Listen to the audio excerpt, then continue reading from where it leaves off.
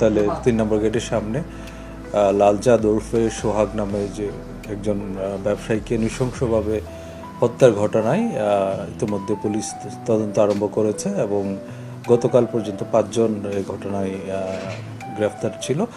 আজকে ভোরে রাজধানী ঢাকা এবং নেত্রকোনা জেলায় অভিযান পরিচালনা করে ডিবি আরও 2 জনকে আটক করেছে।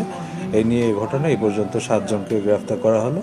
আমরা ঘটনাটি খুব গুরুত্ব দিয়ে তদন্ত করছি এবং ঘটনার সাথে জড়িত যে বা যারাই থাকুক না কেন তাদেরকে আইনের আওতায় নিয়ে আসার জন্য কাজ করছি। আশা করি খুব অল্প সময়ের ভিতরে ঘটনার প্রকৃত রহস্য উদ্ঘাটন সহ ঘটনার সাথে জড়িত অন্যান্য যারা রয়েছেন তাদেরকে আমরা আইনের আওতায় নিয়ে আসতে সক্ষম হব। তারা দুজনেই এই মামলার এজাহারভুক্ত আসামি। রাজীব সে এজাহারভুক্ত 7 নম্বর আসামি এবং সজীব সে 10 নম্বর আসামি। আমরা তাদেরকে আটক করার পরে যাচাই বাছাই করে দেখছি তাদের প্রাক পরিচয় এবং এই ঘটনার সাথে তাদের সংশ্লিষ্টতা কতটুকু সবকিছু তদন্তাধীন রয়েছে। ঘটনা ঘটার পর থেকে আমরা নানাভাবে তথ্য সংগ্রহ করছি এবং ঘটনার প্রকৃত কারণ কী সেটা জানার জন্য যারা আমাদের কাছে গ্রেফতার হয়েছে তাদের কাছে জিজ্ঞাসাবাদ চলছে এবং এই ঘটনায় যারা পলাতক রয়েছে সিসিটিভি ফুটেজ বিশ্লেষণ করে তাদেরকে আমরা গ্রেফতারের চেষ্টা করছি।